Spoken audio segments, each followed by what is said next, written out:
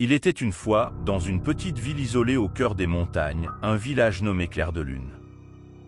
Niché entre les pics enneigés et les bois mystérieux, Clair de Lune avait une réputation de beauté et de tranquillité, mais aussi de mystère. Les habitants se racontaient des histoires étranges sur les ombres qui dansaient dans les rues la nuit et les murmures entendus à travers les arbres. Mais personne n'aurait pu prévoir ce qui allait arriver à la famille Smith, des nouveaux venus dans la ville. Les Smith étaient une famille de 4 personnes, John, le père, Emily, la mère, et leurs 2 enfants, Sarah et Thomas.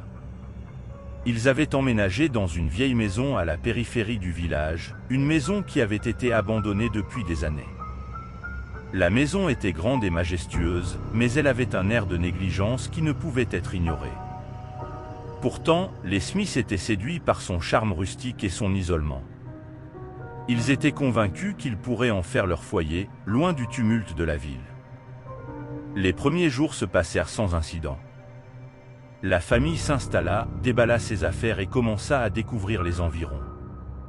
Mais bientôt, des choses étranges commencèrent à se produire. Des bruits inexplicables résonnaient dans les murs la nuit, et les membres de la famille se réveillaient souvent en sursaut, convaincus d'avoir entendu des chuchotements à travers les couloirs sombres.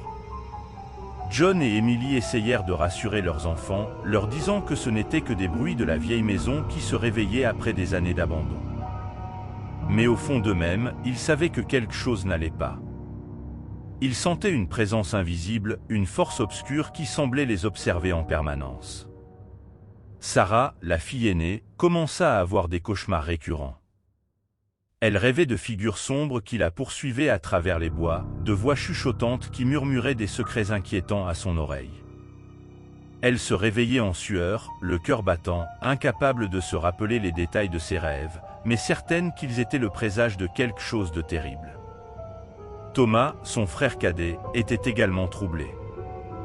Il prétendait voir des ombres se déplacer dans les coins sombres de la maison, des formes indistinctes qui semblaient glisser hors de vue dès qu'il essayait de les regarder directement. Il se sentait observé en permanence, comme si quelqu'un, ou quelque chose, le suivait partout où il allait. La tension montait dans la maison des Smiths. John et Emily se disputaient de plus en plus souvent, leur nerfs à vif sous le poids du stress et de la peur. Ils ne savaient pas à qui se confier, craignant d'être pris pour des fous par les habitants du village. Ils se sentaient seuls, abandonnés dans leur lutte contre les forces obscures qui semblaient les assiéger. Un soir, alors que la tempête faisait rage à l'extérieur et que les vents hurlaient à travers les montagnes, un événement terrifiant se produisit. Sarah se réveilla en sursaut, convaincue d'avoir entendu des pas dans le couloir. Elle se leva de son lit et alla vérifier si ses parents étaient toujours dans leur chambre. Mais quand elle ouvrit la porte, elle fut accueillie par un silence oppressant. Inquiète, elle descendit l'escalier en bois grinçant et se retrouva dans le hall sombre. Les lampes à huile vacillaient faiblement, jetant des ombres dansantes sur les murs décrépits. Sarah appela doucement ses parents, mais aucune réponse ne lui parvint.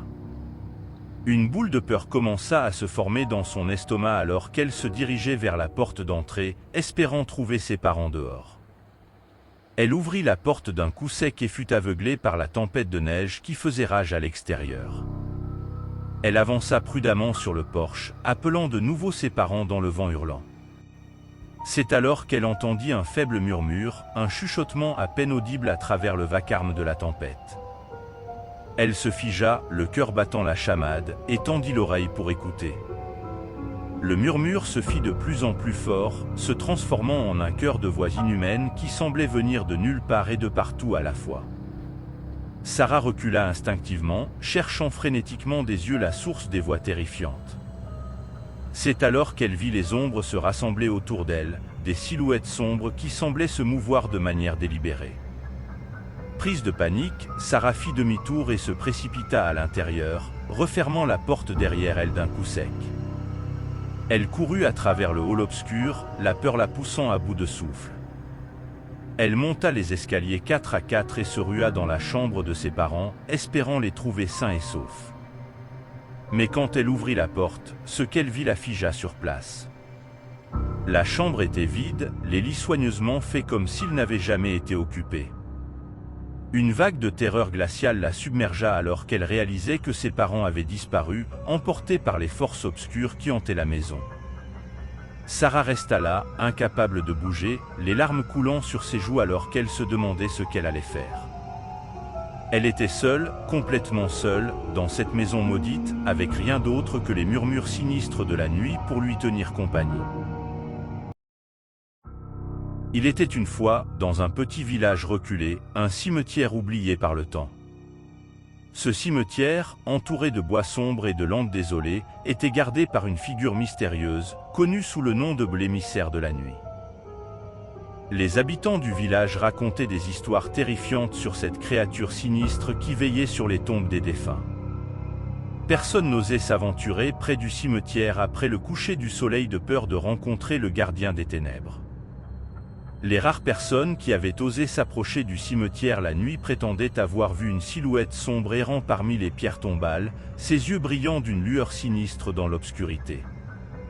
Certains disaient même avoir entendu des chuchotements inquiétants dans les vents nocturnes, des murmures venant des profondeurs de la terre, des voix des morts appelant à l'aide depuis l'au-delà.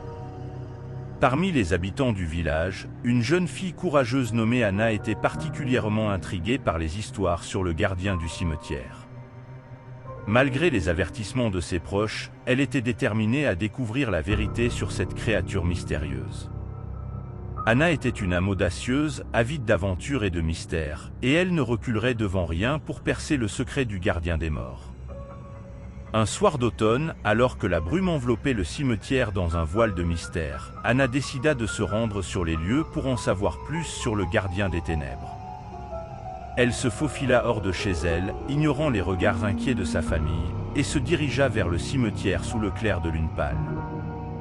Le cimetière était silencieux et désert lorsqu'Anna y pénétra, se frayant un chemin entre les tombes en ruine.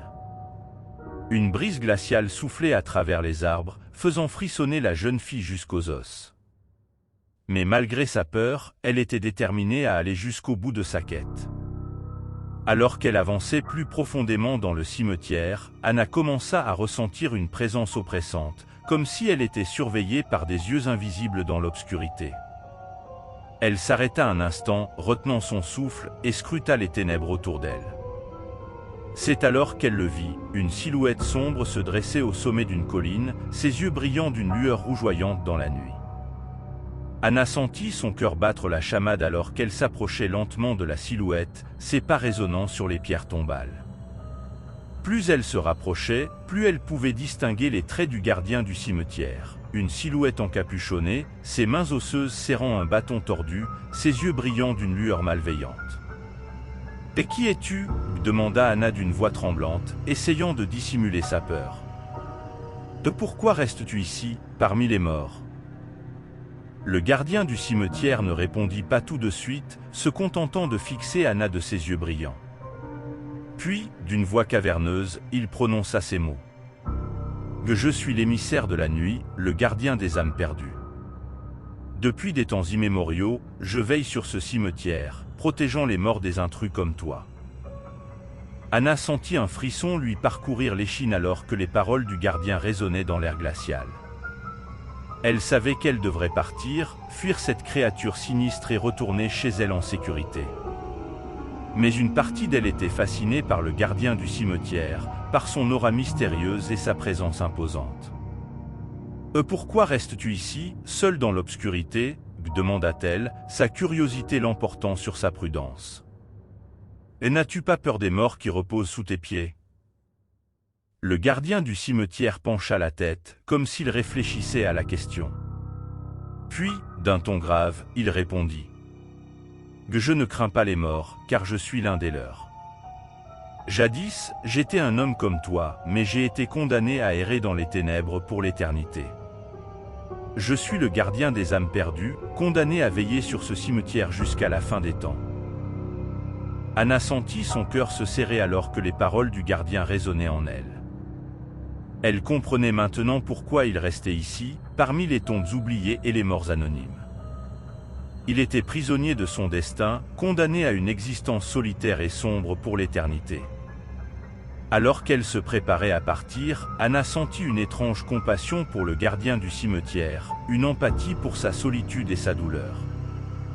Elle lui lança un dernier regard, ses yeux brillant d'une lueur d'espoir dans l'obscurité, avant de s'éloigner lentement du cimetière, laissant le gardien des ténèbres à sa solitude éternelle.